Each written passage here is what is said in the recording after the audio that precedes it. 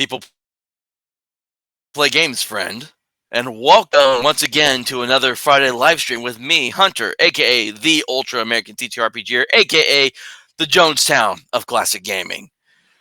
And thank you all for coming to my live stream tonight, as we are going to cover what I like to call How to OSR 101. But before we get started on that, a couple of announcements once again. So, first off, excuse me, the Deck of Made Trickers that's being funded by Giant Slayer Games is still going strong and has about a month left to get fully funded before it's done for. So that link should be in the description of this video below. So if you want to go and support them, support the Deck of Many Triggers, which is artwork that was inspired from people like Diversity and Dragons, Venture Satanis. I think the Red Room did one too. Don't take my word for it, but there was a lot of great people that were involved in the project. So make sure you go support them. Also, as well, tonight, if we're able to get people to it, I'm going to finally do my giveaway for this White Star White Box Science Fiction Role Playing Galaxy Edition. And all you have to do is, one, be a citizen of the United States, because I cannot afford international shipping, and two, just do a $1 Rumble rant saying whatever the hell you feel like saying. I don't care. If you do the dollar, you are submitted into the drawing. So, also, if the chat is working, just go ahead and try to type something in it, because I don't know if it was working last time or not. I could be messed up. I'm not entirely for sure. So just let me know in the chat if it's actually working or not. And so, but I will not be leading this course by myself. I have a very special guest with me, as he's actually. I remember when I started getting more into this hobby, he was one of the few guys that I started to get to know a little better, and he's just a really cool cat. So, ladies and gentlemen, I present to you Kyle. Dine Breed Tabletop. Yeah, Kyle. Cool cat, man. Well, back in the 50s and 60s. It's a hip cat, man. All right. That's like doing all the cool kids do at the hop, right? Yeah. At the hop. Da, da, da. Yeah. The sock hop.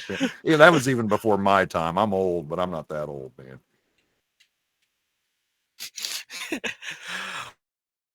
All right. Now, Kyle, would you say you're pretty familiar with how to do like old school gaming? Well, I mean, that's pretty much just exclusively all I've ever done, right? I started playing in 79, Advanced Dungeons and Dragons. I've played Basic, I've played Expert, didn't get much beyond that. Played some AD&D second edition, and just confession time, I've never actually played a game past second edition AD&D. Now, I'm familiar with a lot of the editions of D&D. Probably I'm most familiar with 5e. I mean, I've read the books extensively.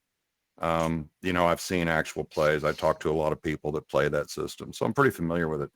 But yeah, I mean, old school, that's my wheelhouse. That's my comfort zone right there, is old school stuff. So yeah.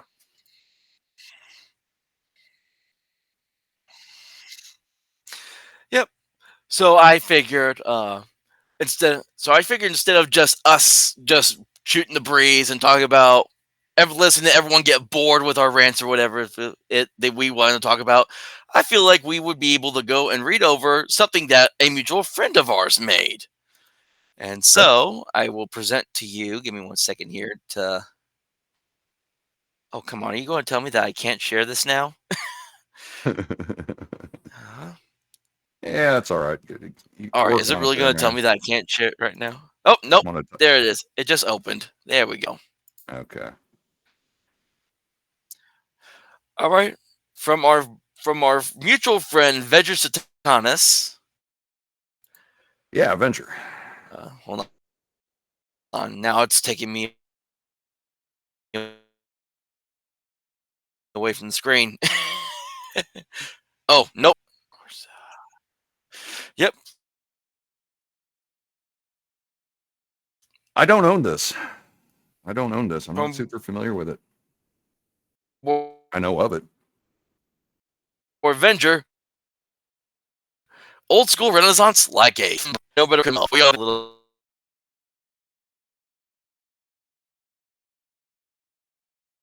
You're roboting really bad. Where is the Going. Keep is going. oh, there we go. That's what I was trying to figure out. Have you read this at all? No, no, no. I have not read this. I'm not familiar with this at all. All right, and I have not either. So this will be a fun first time for all of us. And so this first part, he's just talking about the OSR, talking about what it is, simple enough. Talking about 45 years is a long time. Yeah, just talking about kind of a little bit of history of old school Renaissance gaming and all that. Just his great words that he likes to share with all his stuff. And this was before he started doing the Fuchsia Malay. I have no clue how you pronounce that word. Fuchsia.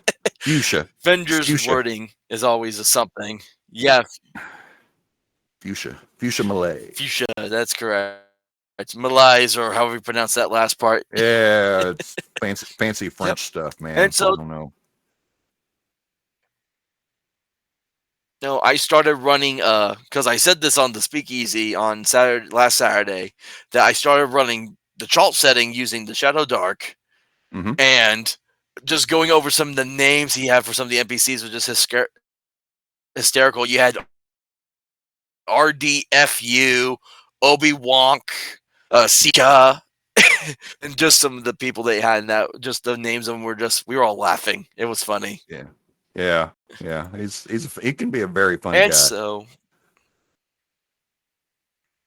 yeah, he's a good dude. It's like He is. he believes what he believes in, and he just makes good content. Yeah. Mm-hmm. All right. So this is about 37, 38 different rules because I kind of glanced through them really quick before we got into this. And so we're going to go over them. Okay. We're probably not, we may or may not go over this whole thing because I usually try to keep these about an hour. If we don't go through it all, we don't go through it all. But some of these are short, simple, and to the point. And I blew it up a little bit, so maybe your old man eyes will be able to read it. Yeah. Okay. No. The old joke's coming out now. That's fine. That's fine. No, I can. Yeah, I can see Hey, it. you guys give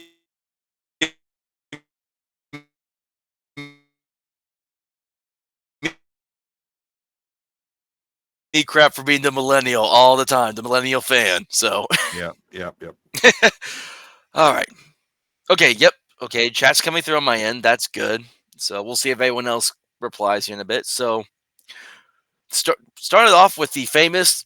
It's interesting because it's like Rule 0 and Rule 1 are kind of the same, but it's different wording. So Rule 0, your will is divine. You get on my my little Avenger Satanis pose. Kind of, you're the game master. It's your game. You're not bound by any stinking rules. Your will is divine. Are you starting off strong there for my buddy? And then Rule 1, this is your game.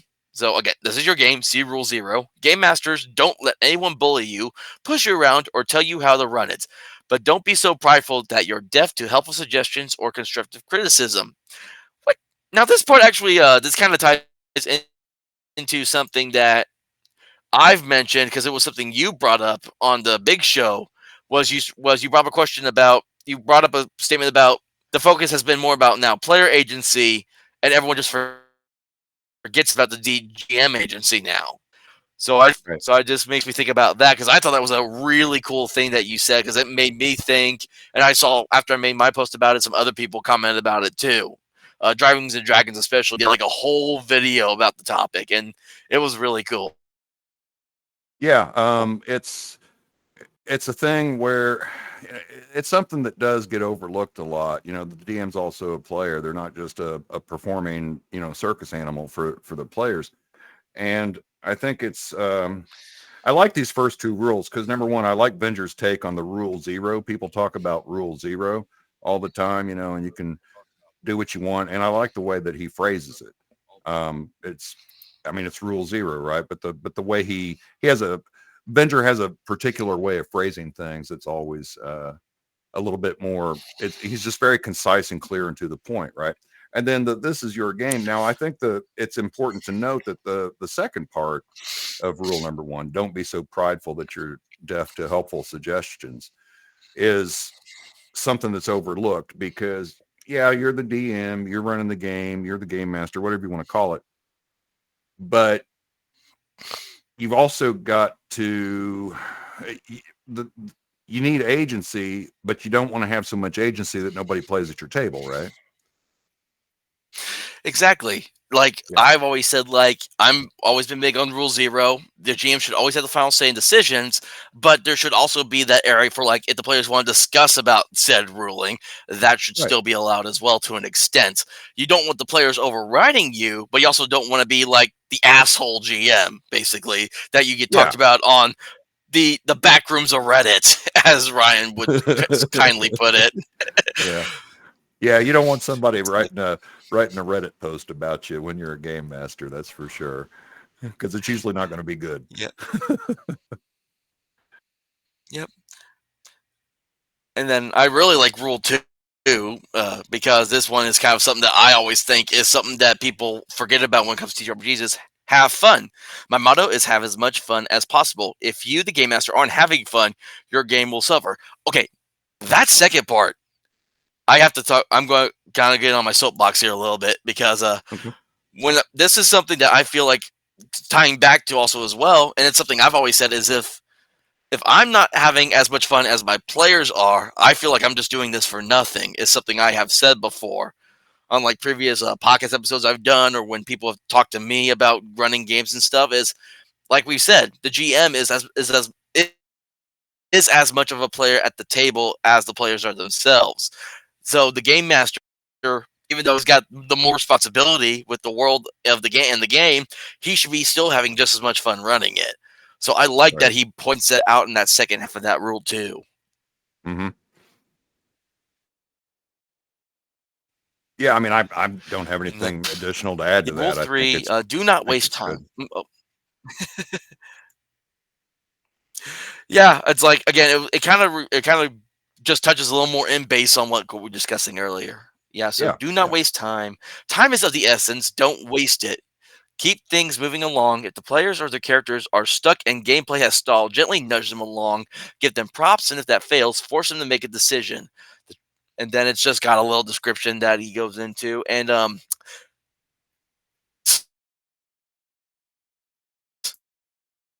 I mean the 44 DM rules that Reddit post came out. Oh, And yeah. the guy, one of the rules that he said was, I'm going to start timing turns.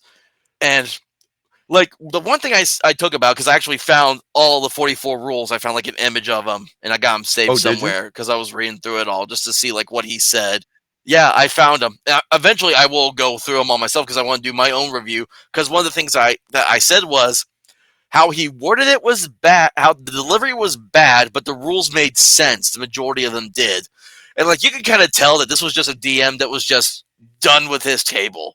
Like Yeah. it's either my way, or it became from having fun to my way or the highway, and then that made me think about the where he said timing turns. Like yeah, you don't. No one should be wasting each other's times. Like I should not be making my players sit through a 3 hour long combat session, but the players also can't be sitting at the table and going like, I don't know what to do. Can I try this? Can I try this?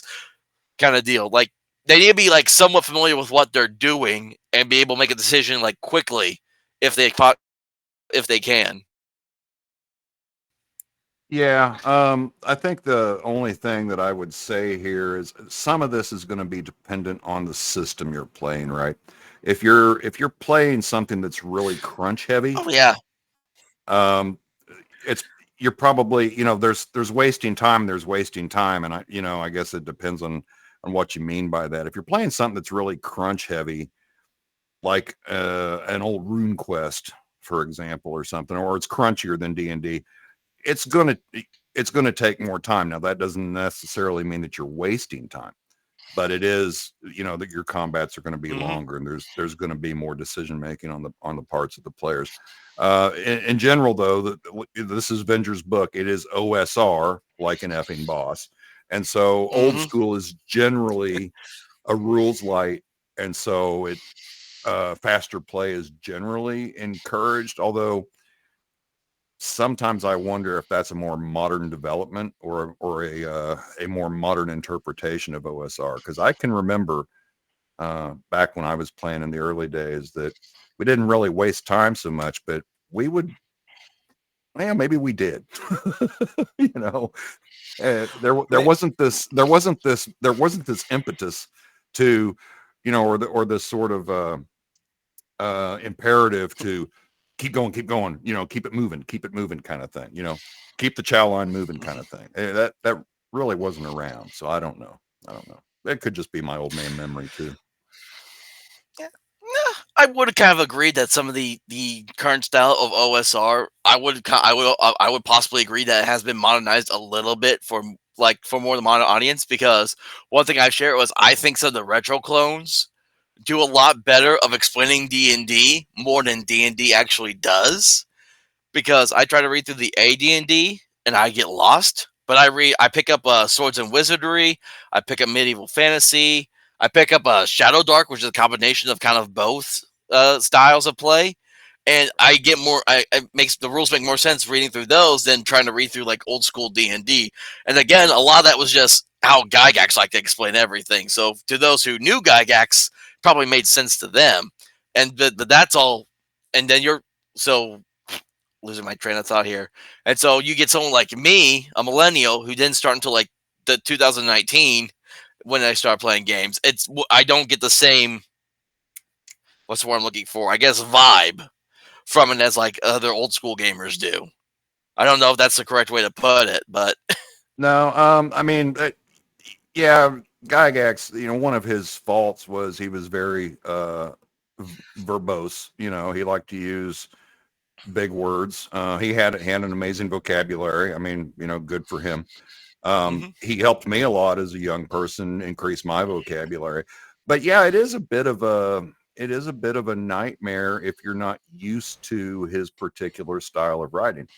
And you rules are kind of scattered about and things don't make sense. And then there's inconsistencies because the books were made over a period of years. This wasn't a corporate project. This was like the early days of any sort of industry that's starting.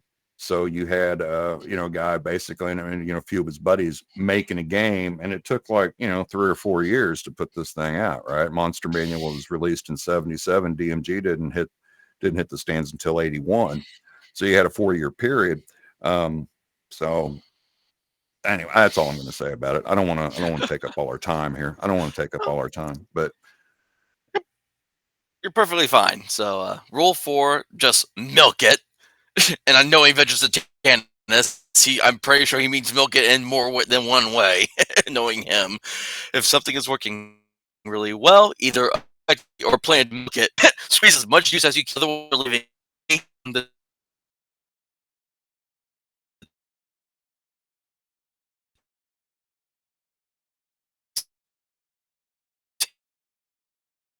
yeah, you know what you mean then. So you know you called and every monster humanoid is hostile and immediately attacks. Use some kind of reaction roll to gauge your attitude. Okay, I know we're only on rule 5, and I'm still just finding all these different things because rule 5 ties into something. So I don't. So there's a podcast I follow, and I follow him on Twitter. I listen to his show. It's called The Evil Dungeon Master, and yeah, he yeah, did a episode earlier this week that I shared, that he talked about. It was all about like monsters, and Gary actually wrote in. I can't remember which book he wrote it in. It was one of the 3, and he said that he everything that they came across he just called monsters, just be like, oh, instead of like having like creatures or humans, Gygax called everything a monster. But he explicitly stated in one of the books, not every monster is out to hurt the party. right. And that and that I thought that was really interesting because there was a whole conversation that made me think about like how everyone's like, oh, all orcs are evil, all drow are evil, oh, tieflings can't be good or anything like that. But yeah, I hear what Gygax himself actually wrote down, and that's like that kind of disproves what a lot of people say about that. Like, yes, you can have evil orcs, evil drow, but that doesn't mean all of them are gonna that you come across are gonna be out to hurt you or going to want to just immediately like attack you on sight. But like, that's all. Again, it's like we've said, it's based on the world you live in, and how you want to run the game, which GMs can run it however you want. But that just made me but seeing Rule 5 here made me think about that. Yeah. I would say this too. I think that common sense needs to play a part. And I think what part of what Gary was getting at when he wrote that, because I know what you're talking about. I've read that too. Is the fact that, you know, even an evil monster, you know, as long as they're moderately intelligent, they're not stupid, right? So if there's a dungeon corridor, you've got your party going down. Say you got 5 players, and you got a couple of fighters, and you got a thief, and you got a wizard, you got a cleric, you know, and these guys are like 3rd level or something. They round the corner, and there's one lonely little goblin. He's going to run away, right? I mean, I wouldn't even roll for a reaction on that. I mean, that's just common sense. I mean, the goblin, he's evil. He's a little goblin, and he's maybe not the brightest pea in the pod, but he's not completely stupid, right? He's not going to immediately attack or anything like that. That doesn't even require a reaction roll, in my opinion. Yeah, but that's a perfect tie into Rule 6 on here, morale. Not every monster or humanoid will fight to the bitter end. Use some kind of morale roll to gauge their confidence in the face of significant casualties. Like, I know many games, they do have this set up where it's like, if you take out, like, if it's the big bad and you take out half his hit points, or if you're facing collective group of something, you Right. take out like half of that armada. There's usually some morale roll that you'll roll for, and it's either they'll fight to the end, they'll fight while they retreat, or they just straight up retreat. Or like in the case you just described, you just get one lonely goblin. He's not going to fight a full party that's got like an elf, a wizard, a dwarf, and then a ranger all by himself. He's going to turn tail and run as fast as he can out of that dungeon if he's able to. Right. So yeah, that just perfect tie-in. So going on, Rule 7, minimal preparation. The zone between total preparedness and just winging it. That's where the best gaming lives. Have an idea of what's likely to happen based on PC actions, but always be ready to improvise. I'm going to skip over that one because I feel like that's going to go into a whole like the preparing versus the zero prep territory, and that's a whole other podcast. And if I go into that story, I'm going to get the whole Twitter mob on my tail probably. Yeah, and yeah, I mean, you could do an entire show just on that alone, and there are people doing that now. I mean, and we've talked about it before on our big show. But I guess the only thing that I would say here is the last part. So continuing on. Always be ready to improvise. I think that's hugely important, and I think that anybody that has been game mastering for any length of time has found that out one way or another. So that's all I'll say about that.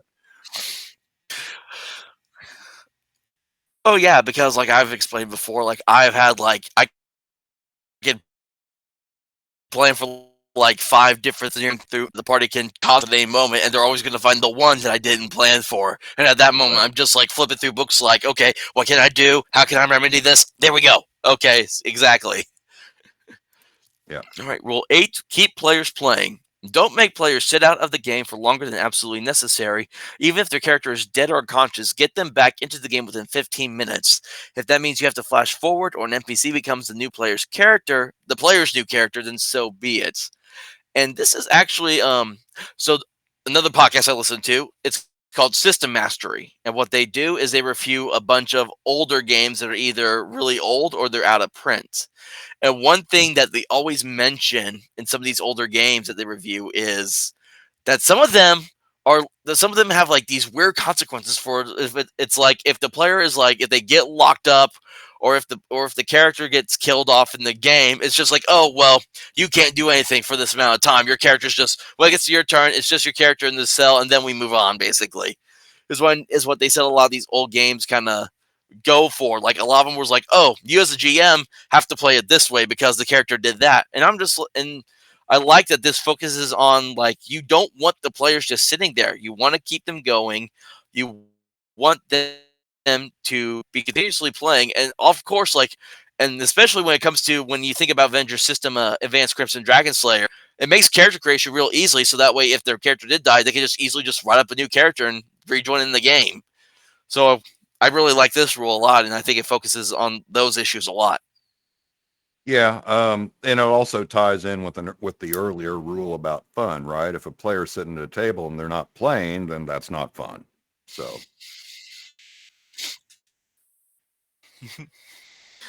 All right, then finally getting to the end of the first page. Rule 9, progression. Incentivize the gameplay that you want to see. What gives characters experience points? Is it gold, fame, milestones, personal goals, defeating foes, exploration power, all the above? The players knowing how their characters will level establishes the motivation of the story before the first die is cast. And I would just the only thing I have to say to that is I think that's something that you would definitely need to do. Like if you do like a session zero or like a pre-game session, that's definitely something you want to talk about. Because I know like I do session zeros for my games, and it's always like, okay, here's what's gonna happen in this game. Is there something that like you guys want to specifically do with it kind of deal? Because like I have this whole story and I can always fit in as long as it goes to the story. So I kind of like the idea that's like, hey, it's like if the characters want to do something, discuss it, basically. yeah.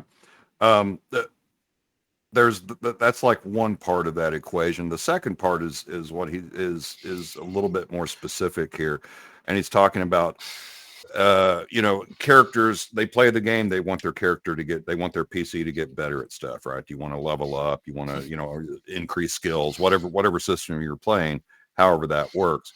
And what gets you to those goals is what the players are going to pursue. So if you have a game where characters are getting experience points or skill increases only by killing things, then you're going to wind up with a murder hobo party because that's how they get better.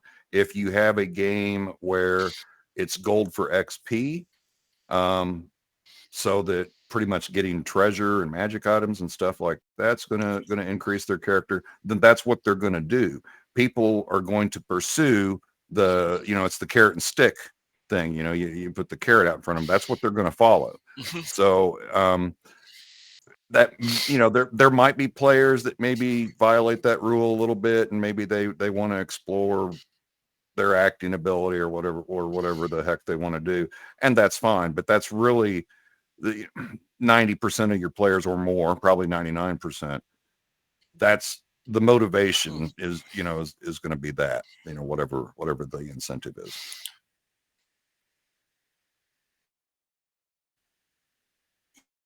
Yeah, I agree. Rule 10 goes on to explain its value and the characters an in-game reason to adventure.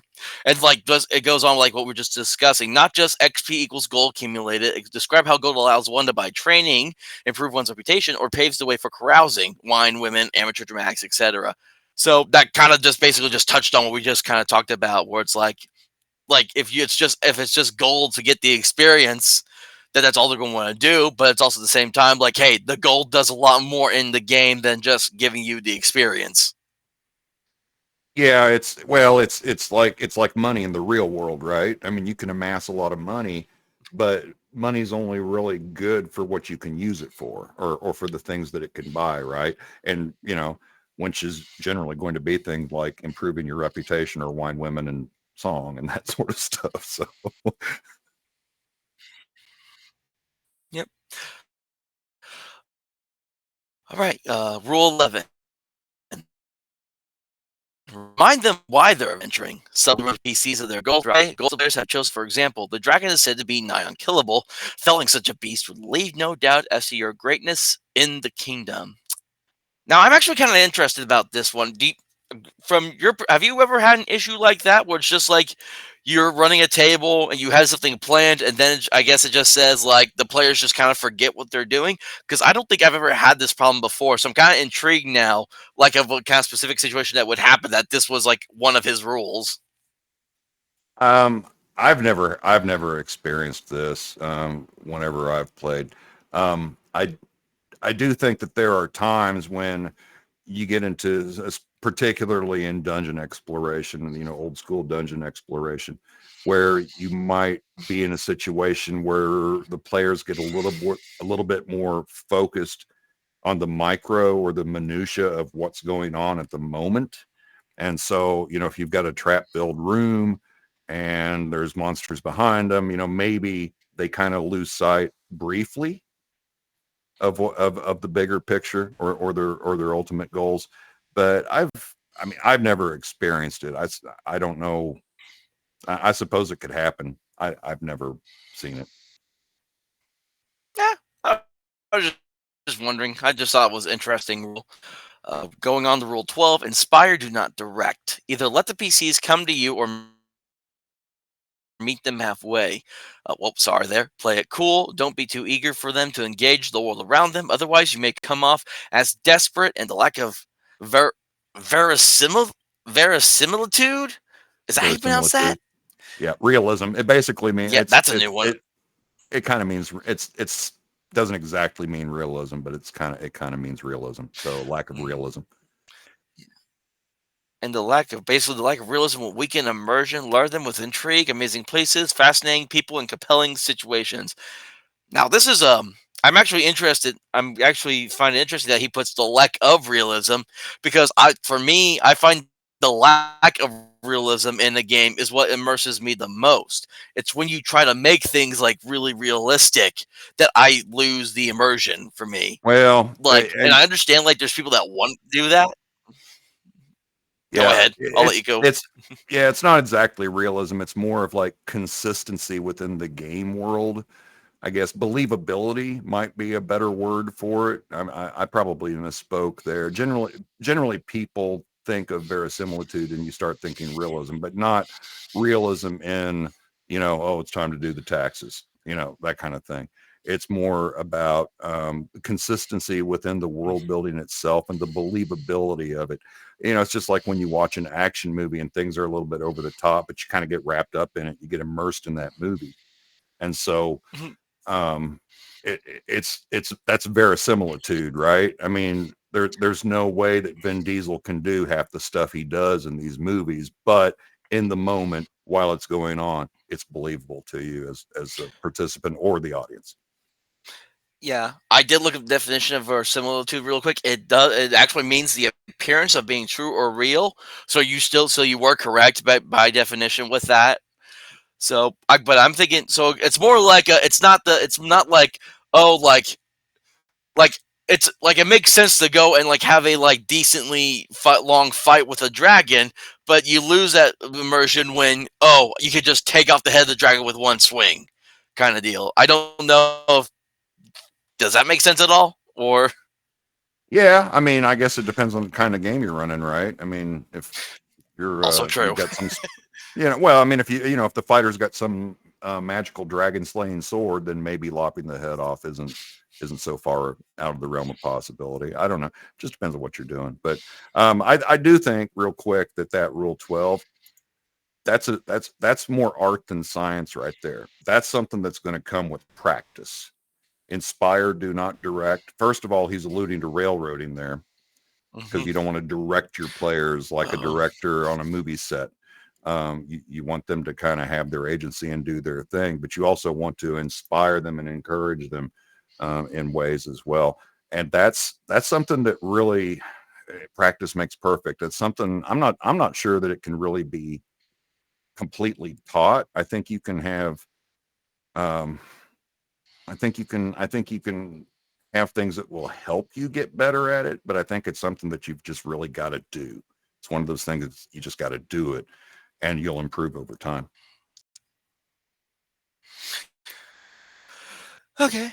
That makes a lot of sense. I don't have a whole lot to say to that, so it's just one of those things where it's like, yeah, that makes a lot of sense. Rule 13: random encounters. Have some kind of random event, wandering monster, possible NPC, or potential threat table by your side at all times. Spontaneous encounters, hazards, and weirdness adds to the unpredictability of adventuring.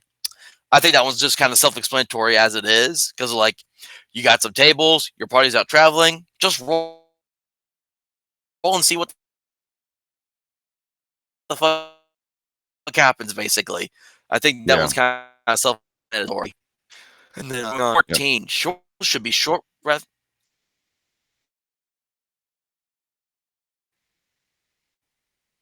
Agree, 13 or 14? Like we're delayed there for a second. 14 should be on 14. There we go. Oh, okay.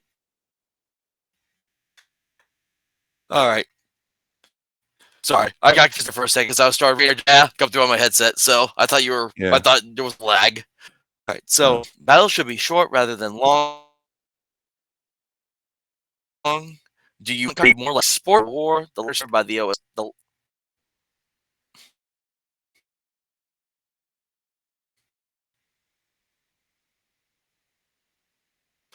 Sorry, is favored by the OS. A quick 3 in battle is playing without even having to achieve their source even better. And the whole description about like sorry, this is not my face. Just talking about combat and like what to do about combat running too long. I'm not going to read every single thing that he wrote down on here because this was like one of his longer rules, and he just goes into a lot of it. But I said earlier, like yeah, it makes sense. You don't want to be sitting at your table for 3 hours doing just trying to fight one. Oh no, I lost it. It's all right. Uh, all right, let's figure this out again.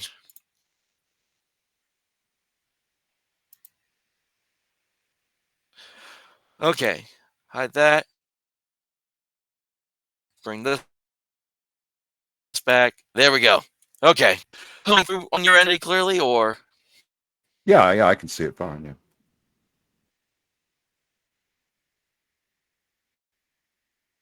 okay? It looks like there's a lag between when I speak and then how soon it comes through on your end because it's like a long pause. Or I guess you're hearing my voice. So Yeah. I Yeah. guess There is. I guess I keep forgetting. Didn't realize that I was going to do that, but it's a big deal to me. So. All right, but yeah, but anyways, shorter combat makes sense. Don't spend at least don't spend over an hour during like one combat with a band of like kobolds or whatever. Make it fast, make it quick, make it fun. Yep. Yep. I agree.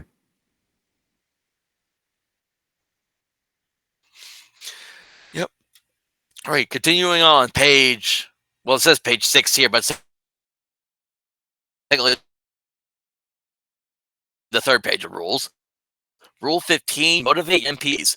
When role-playing an NPC, remember to ask yourself, aside from general physical characteristics and a modicum of personality, what else do you need? Factions. Do they belong to some sort of organization, sect, tribe, cult, council, brotherhood, so on and so forth? And if so, what's their agenda?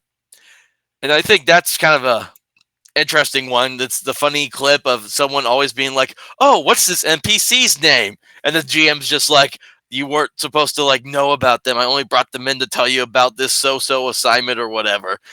So I think it's interesting that it's like people don't really put so much into their NPCs because it's like, "Oh, it's just one and done." Like, no, if the characters want the NPCs there, they'll find a way to keep them there. Yeah. This is motivating NPCs is something that I've mentioned on our shows many times, and I think I think it often gets overlooked by a lot of people. That I always advise to have a list of names available so you can come up with names on the fly for NPCs. But at the same time, motivation is very, very important, right? If you've got a farmer that the players encounter and they stop to ask directions or something, and he's got a cart full of turnips and he wants to get them to market, you know, he wants to get them to market so he can start selling turnips. He's not going to waste a lot of time unless something happens to make it more to make that lost time more valuable to him.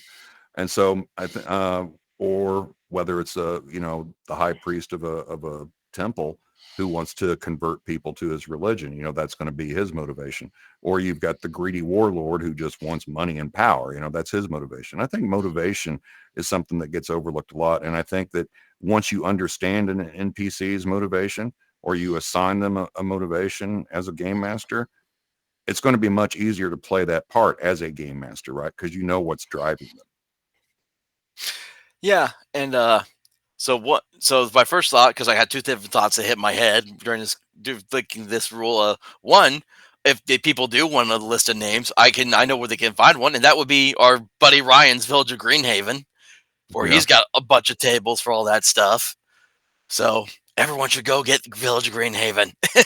One, and then when I think of NPCs, so there's this weird, interesting side character from the Avatar: The Last Airbender, the cartoon show that used to be on Nickelodeon, and all he Okay. was known, and he only went by the Cabbage Man because all this guy did was he would go around from city to city with his cabbage cart selling cabbages, but somehow, whenever something was going on, that the main characters, the trouble they got into, the Cabbage Man was just somehow always in the vicinity, and they always ended up destroying this Cabbage Man's cart.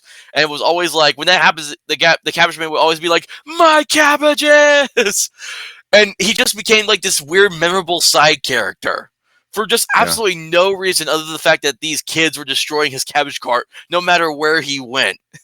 So, and it was like his motivation was he was going around selling cabbages, and it just became this weird, funny plot, side plot to a cool story that became popular.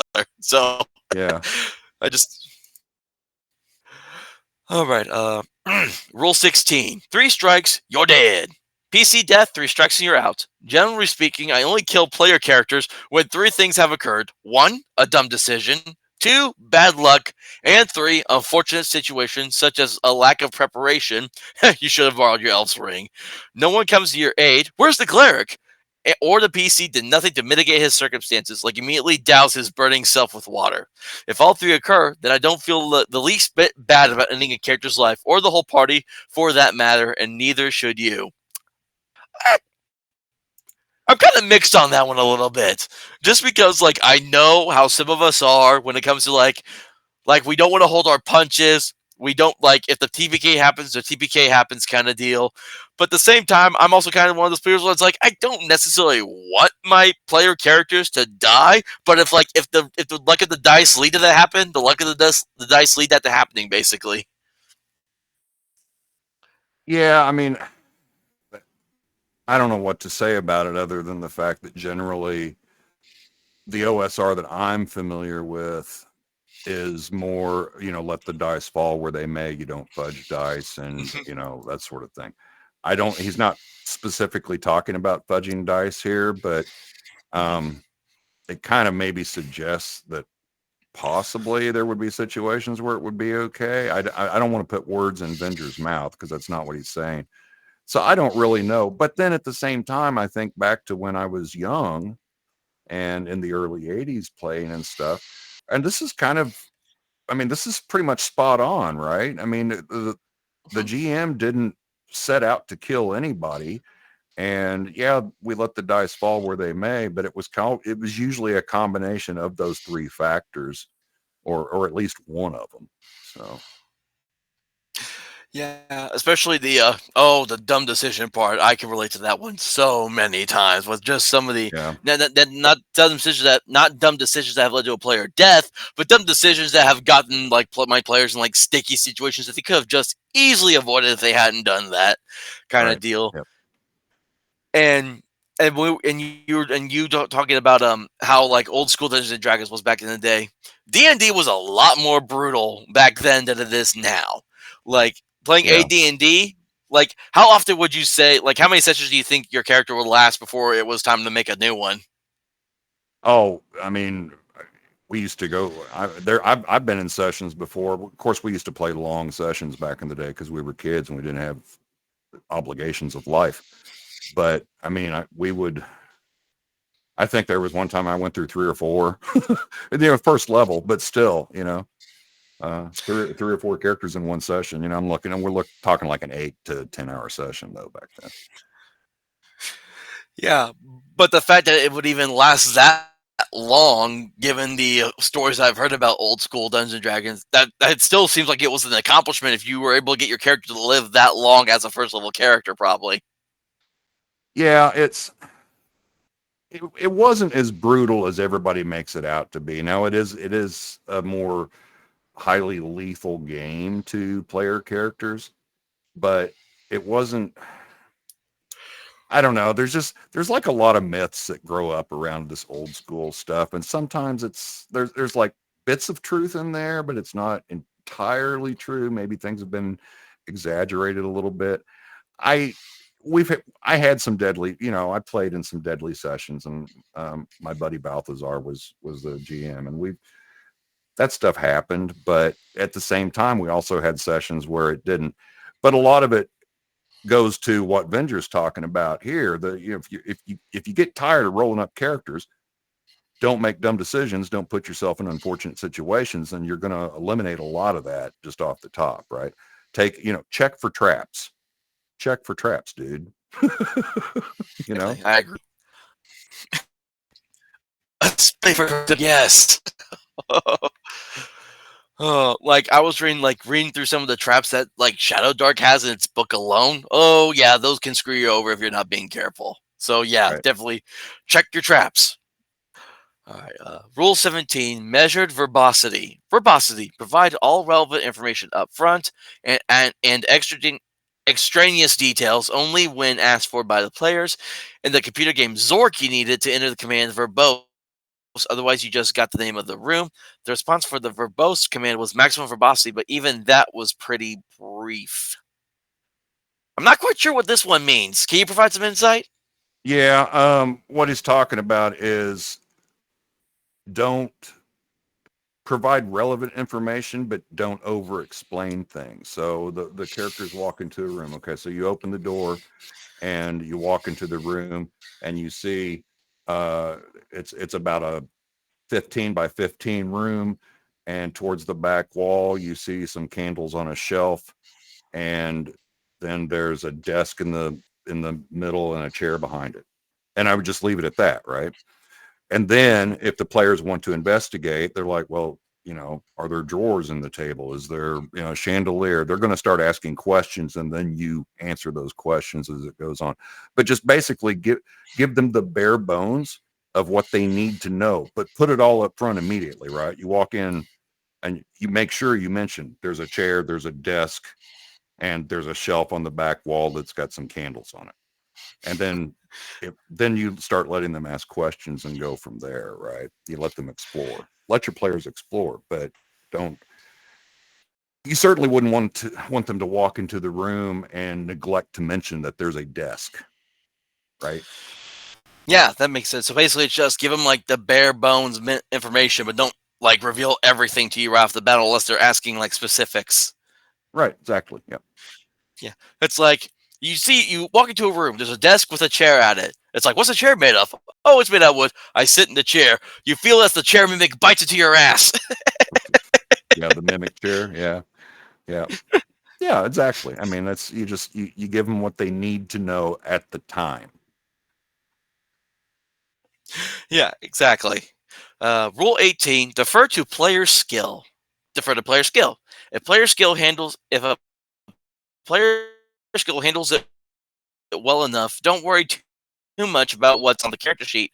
After all, PC is merely the player's avatar in the world. Now, this one's actually kind of an interesting one for me because this is also one I kind of hear back and forth stuff on.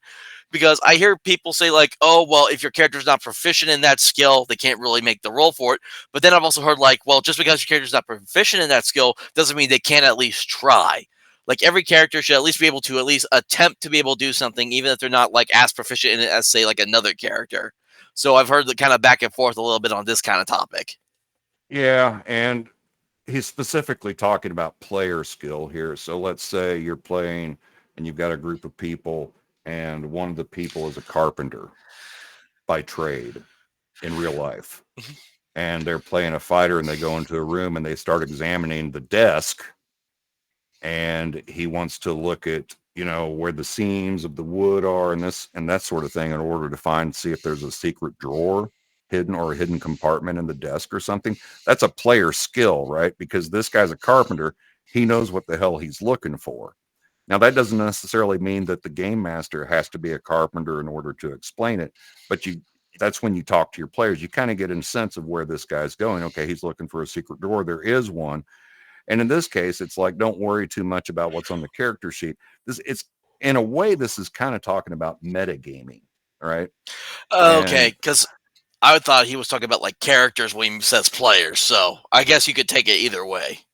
yeah, no, I think Venger's very particular with his language, and when he says player, he's specifically referring to players here, and so it's the player skill kind of.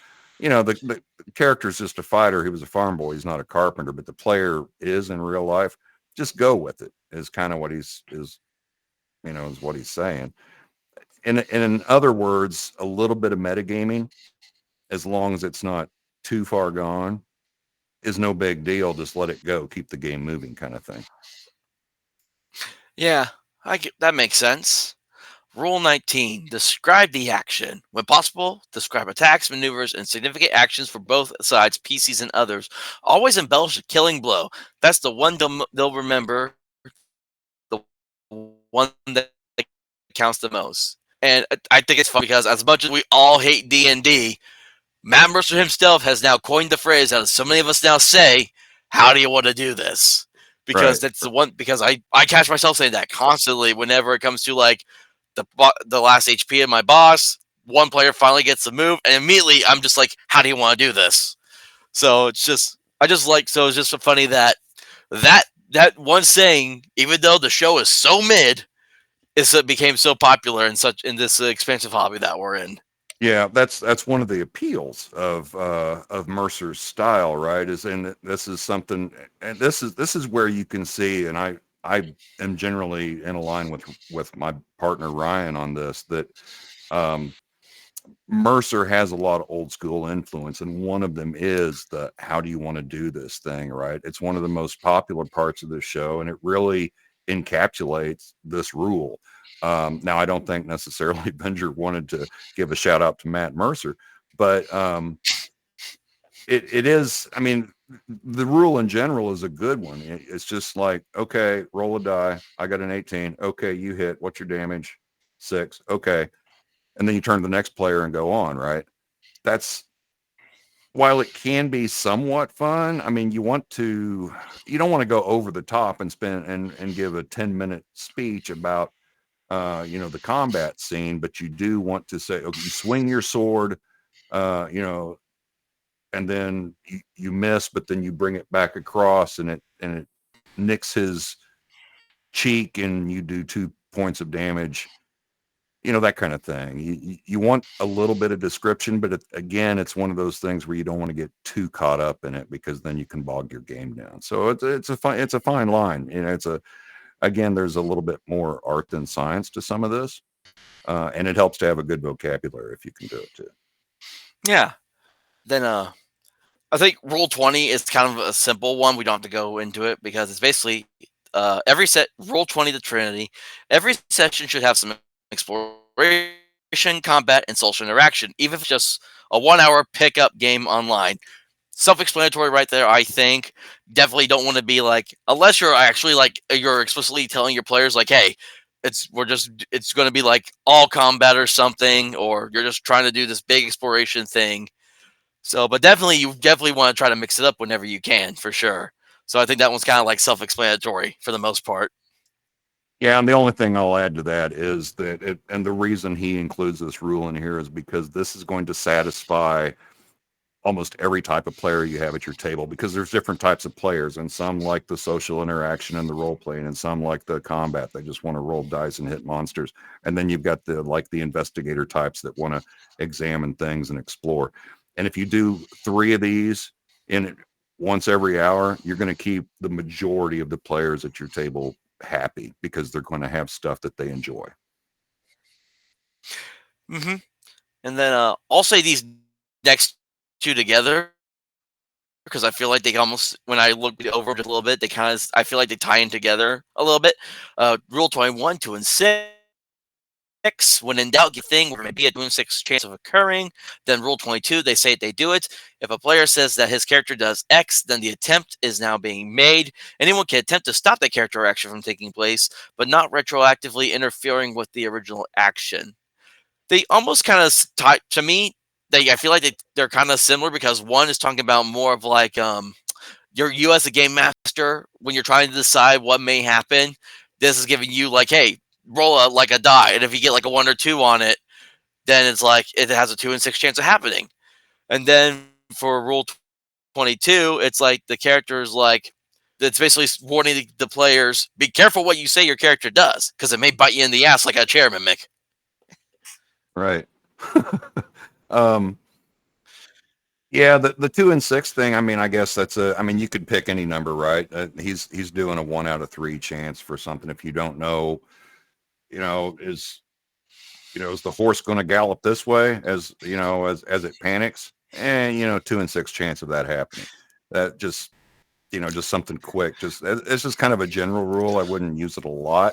Um, the other part about though, if they say it, they do it. I think that's a the fighter gets mad and he's like, I'm going to go over and punch the town guard because he disrespected me. So you can't. So what Bender's saying is don't retcon that. Now the other players can be like can grab him and hold him back. Like the buddies Mhm. trying to hold. The guys at the bar trying to hold back their friend when he's had too much beer and he wants to fight. They pull him back Yeah. kind of thing. So And there's also a 1 in 6 chance that the horse will be a horse girl. well, that's that's up to you, pal.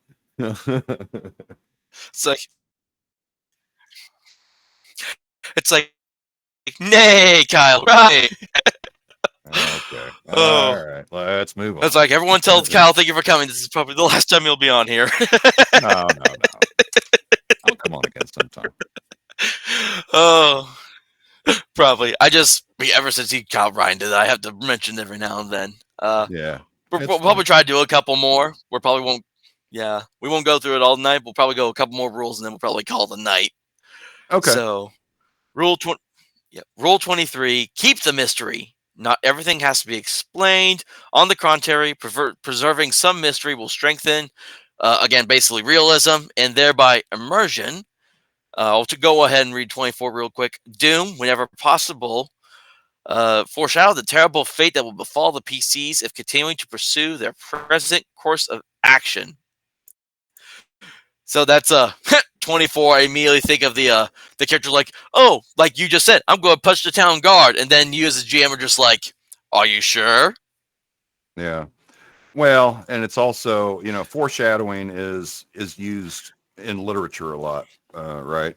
So and both of these actually, 23 and 24, are rules that kind of come out of a literary background, and I don't know what Venger's literary background is, but it's the thing that writers do, keeping mystery, just leaving some things maybe unexplained, and or at least for the time being, they may be explained later, causes a sense of like, so now you begin wondering about it. It increases immersion because now the players are like, well, why did that happen? Well, that's really weird. There's got to be a reason for it. Hmm. And so they start thinking about it. The Doom thing, that's another thing where it's going to be art over science, right? That's tough to do, especially on the fly in the moment.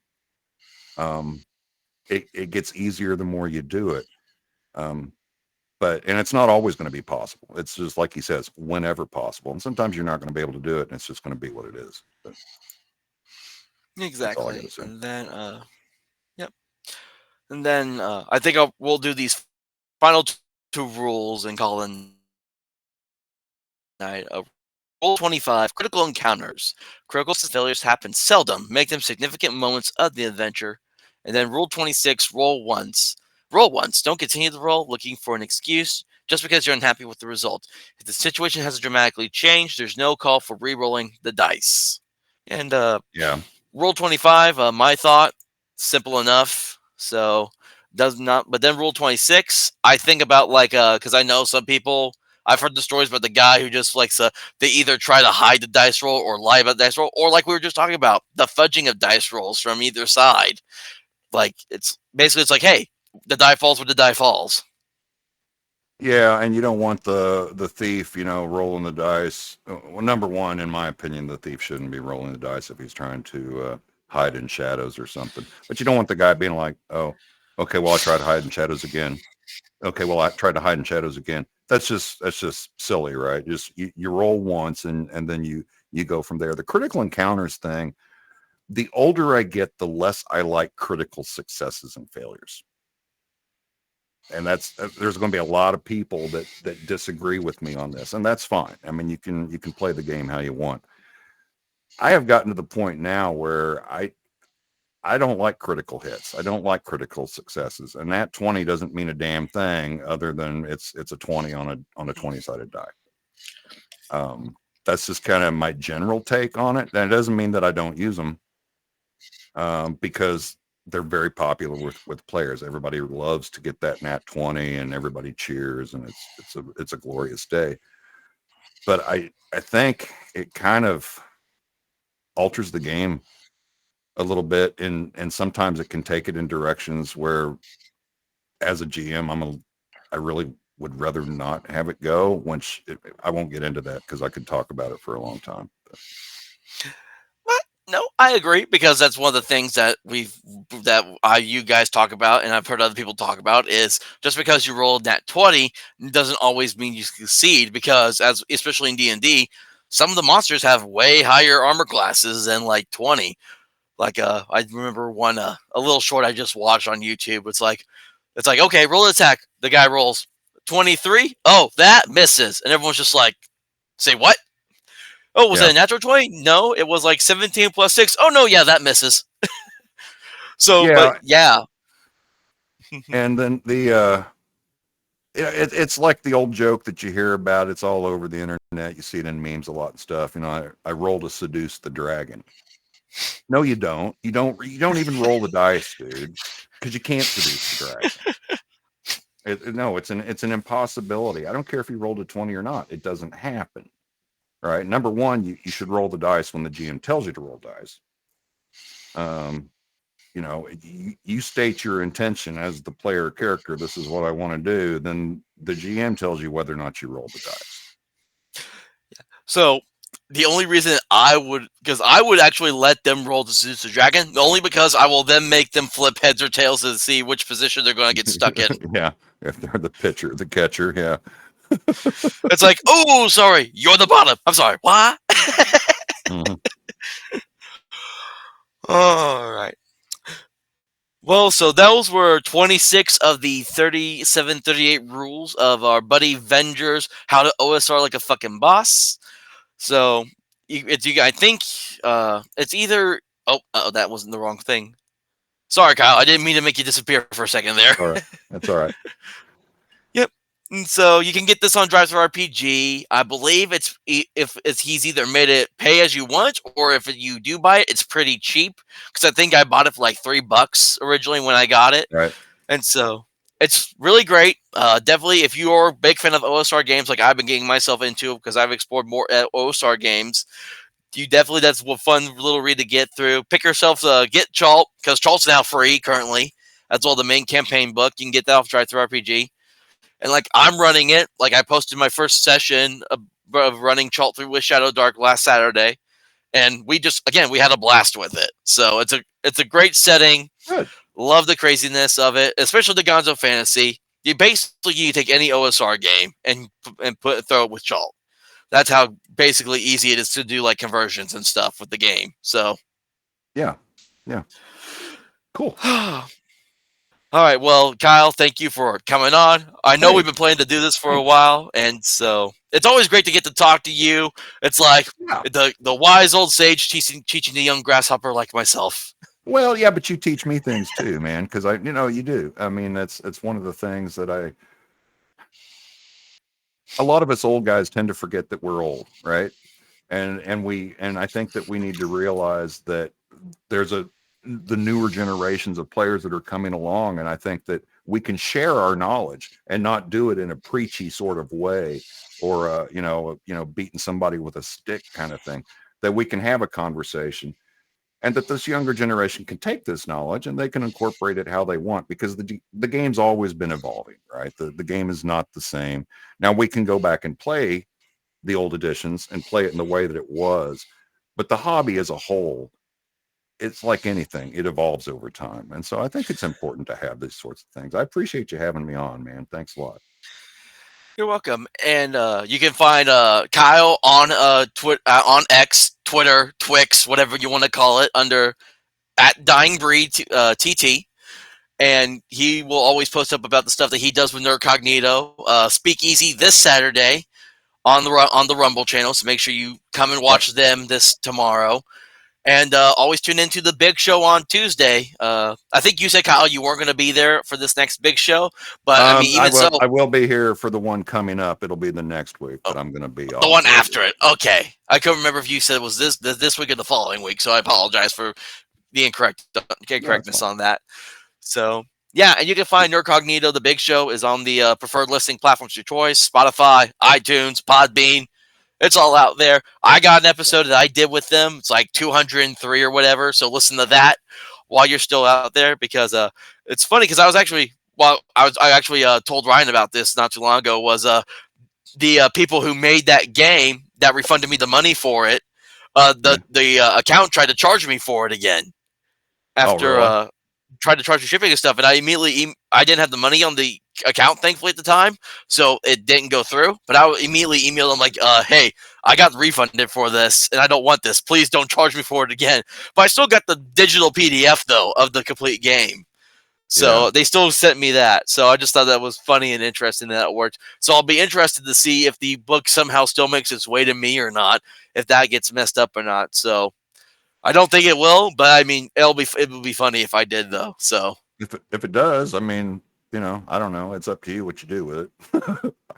I'd be tempted to keep come it. back I'd on. be tempted to keep it, but I'd Oh, probably I just would send it too. back. Come back on the big show like the return to the table. Be funny. All right. Well, thank you for joining us in our kind of like how to OSR 101 course. I am Hunter, the Ultra American Teacher RPG. I'm losing my words already. It's too late. The Ultra American Teacher RPGer, and again, Kyle, aka Dying Breed of the Nerdcognito podcast. You all have a good night. Remember, gatekeeping is good, and let's make tabletop great again, as I like to say.